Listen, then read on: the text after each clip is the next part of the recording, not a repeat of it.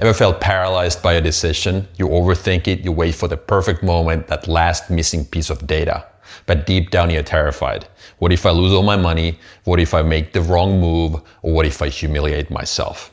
I've been there many times. Just last week, there was a decision that pretty much made one of my properties unsellable. I lost $200,000.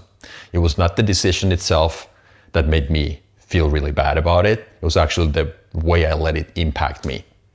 Because I've noticed over the last 20 plus years that great decision makers, they are able to make decisions cheap, common, and reversible. That's what I'm going to show you today. Let's move on. On page number 2, I made this simple drawing where here on the left-hand side we have bad decision making, and here on the right-hand side we have good decision making. This is pretty much what politics represents to you, right? Cost of decision making is high. They are very infrequent. Everybody's basically trying to kick the can down the road and wait for somebody else to pick it up, not to make a decision actually more favorable to you than make very frequent little decisions, because the cost of those decisions is really high. And you're not really allowed to change your mind because it's not part of your ideology. Some large corporations and governments obviously work this way too. But here on the right-hand side, guess who these people are? Small entrepreneurs and startups. No wonder they run circles around big companies, because they have been able to make the cost of decision making low.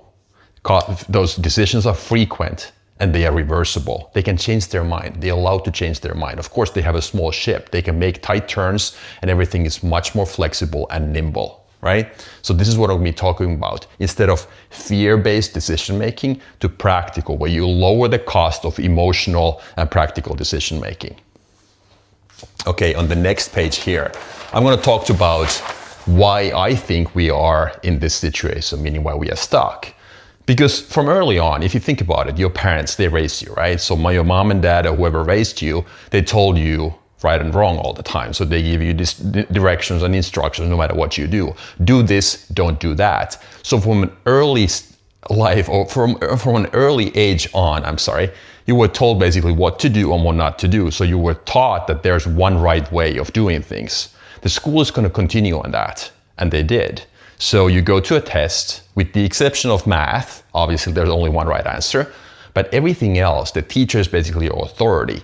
And they teach you a method where there's one right answer to every single question. And that's, for the most part, in my opinion, why we are so paralyzed as adults, because we think still like we are, students going to school. Pretty much the cost of decision making is super high. We wait for that last missing piece of info, and people are perfectionists because they are afraid to make decisions, right? But life doesn't work that way. Life is not a math equation. Life is basically a series of different ways of getting to your finish line.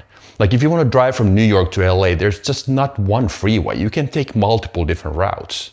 Map is doing the same thing. When you go to traffic, there's constant feedback all the time. There's traffic signs telling you not to do this and do this. So basically the whole society's worked or was basically put together in such a way that there's only one right way. But we need to get that out of our head if we want to become fast, agile, nimble, effective decision makers, so that we are not paralyzed by fear. I'm going to show you my method today, by the way. So in a nutshell, the shift is this. So the cost of being wrong has to be extremely low. So we are roughly here all the time, and our job is to go to a much lower level so that the cost, it's just like, it doesn't matter what happens. I'm going to be fine either way. And I'm going to show you how I do it personally. And this has made a huge difference in my life personally. It's increased my happiness. I can get more done. And this is the same method I'm teaching my clients, because most of us, by default, it's the way we were raised, are fear-based decision makers. Okay, so now my bullet list of 4 items, how to do it. So shorten the time horizon, small steps. I'm going to give you an example. So if I launch a business today, so with the modern technology, we have AI and quantum computing and everything.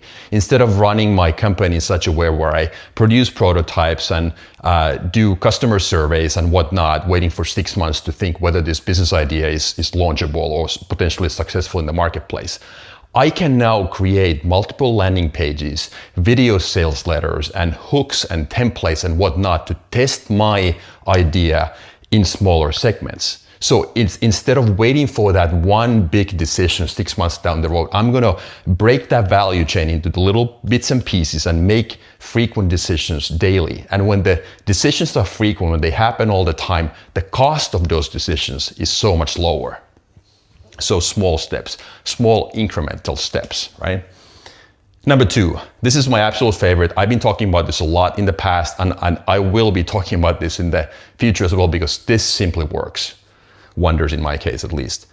Ask the 90-year-old test. Basically, will this matter when I'm 90? So if the cost of decision making is high for you, that means that you're probably very end result oriented, meaning that you think that, okay, whatever is going to happen tomorrow or in 6 months is going to make or break my case.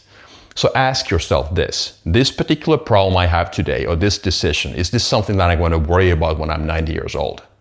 So in my case, I'm 49 now, so it's in 41 years. And usually the answer is no. So then it does not matter. Nobody died, nobody got sick. So make sure that you distance yourself from the end result and you start making those decisions, because it doesn't matter. There are so many different ways how you can get to the finish line.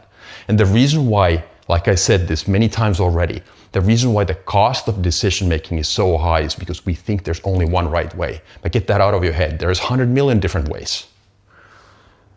Number 3, logic versus intuition. One of my favorite ones as well.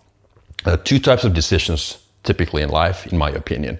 One, those decisions that can be made with using logic. Logic is usually numbers, formulas, and whatnot. If I run a business, my first job is to collect as much data as possible.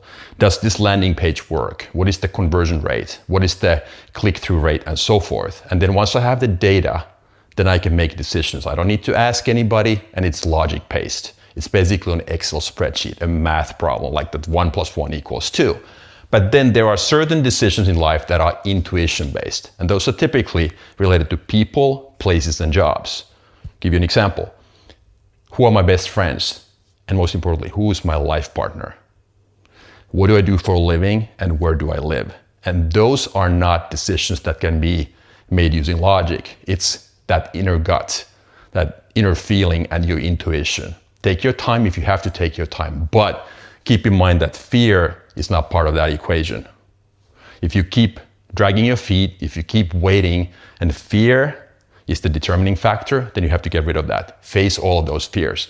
And that's why 3 and 4 are linked together, because fear cannot be part of those, or one of those reasons why we delay decision making. I ask myself pretty much this all the time. Am I going to worry about this when I'm 90? Or is this something today that I need to do so that I don't have any regrets when I'm 90? And then if I ask myself honestly, is fear part of that equation? And if it is, that's not an excuse. I just have to keep going forward and face all of those fears, because if I don't, I know I'm going to regret it down the road. So this is my 4-step process for you in terms of making your decision making faster, more agile, and more effective. So the idea is to decide, adapt, test it, decide again, and repeat the cycle. Hopefully you like the content. If so, my only wishes and ask is that you hit the subscribe button, and then, like I said, I'll talk to you again in the next video. Thanks for being there. Thank you. Bye.